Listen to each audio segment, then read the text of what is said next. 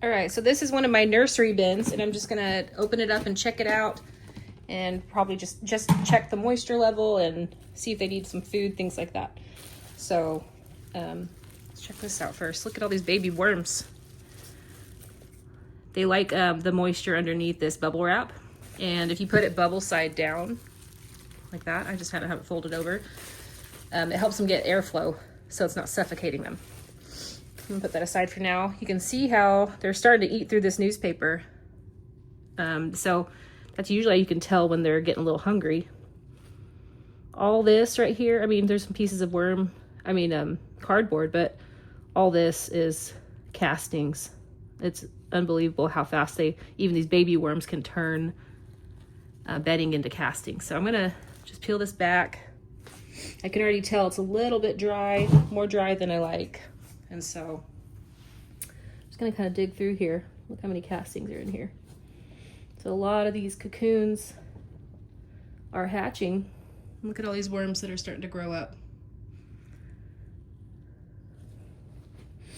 So it looks a little dry, but I guess the more I dig down, it's pretty moist because a lot of this is castings. They definitely need a bedding refresh. I probably need to sift some of this out. I think I'm gonna save that for another day and probably just put a little bit more pre-compost in here so they can continue chowing away at food. But look, most of this, the majority of this is castings, you can tell. You start to get a feel for how it feels as far as like, oh, is this still bedding? Is it castings yet? You can just start to tell. It's hard to explain it's hard to show in a video too, but lots of baby worms that are hatching in here. It's really exciting. I'm probably gonna throw this whole cocoon nursery inside. I have this DIY bucket system that's kind of like a vermi hut. It's the same idea. And I was just fixing it real quick. I wanted to sand down a few things and fix it. And then I'm probably gonna throw all these worms in there and let them grow up in there. So yeah, there's definitely no more like food, like worm chow or anything. So I'm gonna throw in a couple handfuls of pre-compost and feed it some worm chow. All right, so this is a handful of my pre-compost. And I know maybe on camera it's hard to tell, but this is broken down to where they can eat it and they're gonna turn it into these castings. This is the end result of what we're looking for. This is just straight up food, and I have a whole process of how I make this pre-compost. I followed Jane at Rockin' Worms. Look, there's a little piece of plastic from an envelope. Jane at Rockin' Worms recipe, or like her system on how she does it.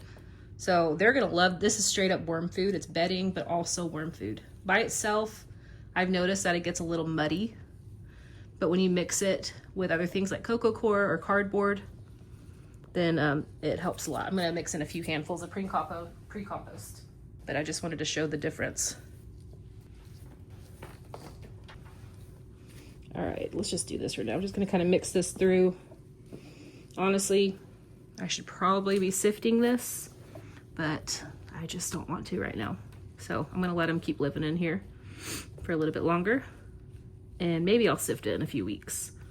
But you can see how there's a little bit more cardboard chunks for them to continue to work on.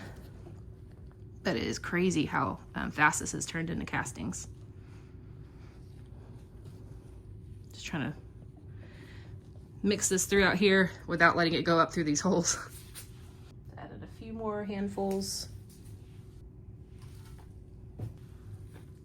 A piece of plastic. This was before I was more careful about putting plastic through my shredder. I just put the whole envelope in and forgot about they just don't eat it. So that's good. But I try to pick it out as I see it. All right, so I thought this was more on the dry side, but this pre-compost and the worm castings have kept it pretty moist. Moisture test, you squeeze it.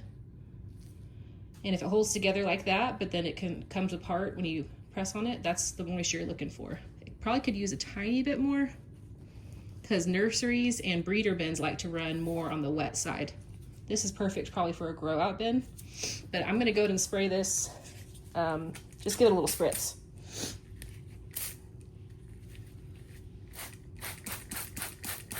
And this water, I like to spritz it. You don't want to pour water like in a bowl.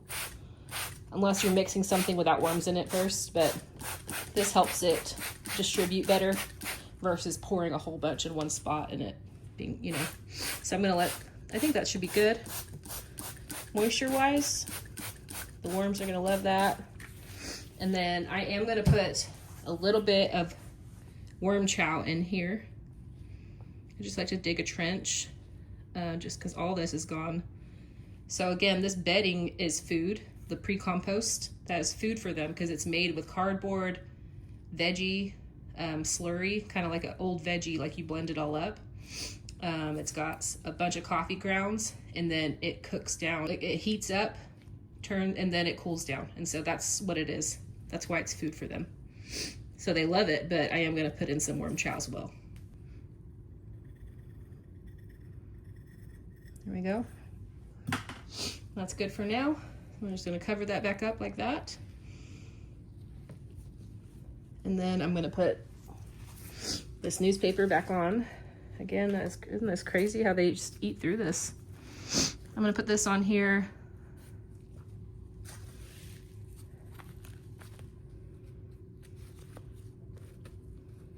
And I think there's still enough left. Once it gets more eaten, I'll put a new fresh piece on. And then I'll put this bubble wrap back on. Again, look at all these worms on here. And they're gonna probably dive down into that worm chow. So this is what I'm just gonna let this run for another week or two until I fix that bucket system. And then I'm probably gonna just put this whole thing and let them, they're all like baby worms, so I don't want to grow up in there, become adults.